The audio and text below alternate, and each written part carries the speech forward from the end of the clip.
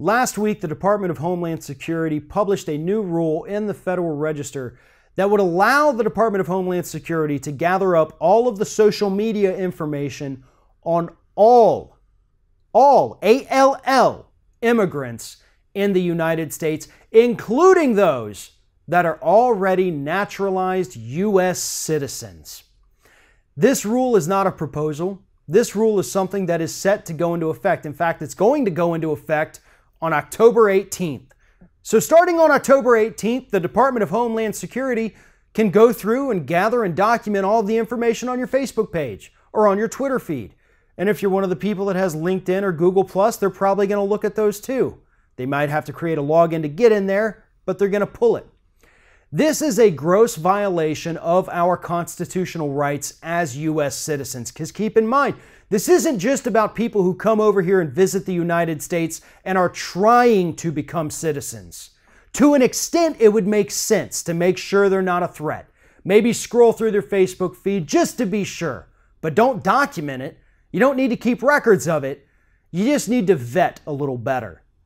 However, the people that are already here, that are already naturalized citizens, they are protected 100% by that United States Constitution. And this kind of data breach, this kind of, data grab, I should say, is absolutely illegal. You cannot, as a federal law enforcement agency, go through somebody's social media and use that information in any kind of way against that person, whether or not it's to throw them in jail or deny them citizenship or attempt to deport them. That is illegal. Unfortunately, legality doesn't exactly matter to the Trump administration who's calling the shots here. They'll do whatever it takes in their war against immigrants. They understand that the majority of people who come into this country are not bad people. The vast majority of them. In fact, the crime rate among immigrants is actually lower than that of regular U.S. citizens. But don't tell that to Donald Trump. No, because according to him, they're all coming over here to rape and murder us. He literally said that. He said that in his opening speech when he announced he was even running for president.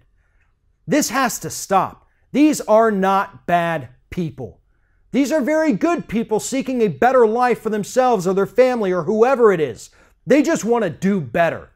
And yeah, if you think someone might be bad, if you have reasonable suspicion, scroll through the Facebook feed. But you don't document it. You don't use that as something against them. But that is exactly what they're trying to do. And this is a gross breach of our privacy by them using our social media outlets as a weapon to help with their mass deportations.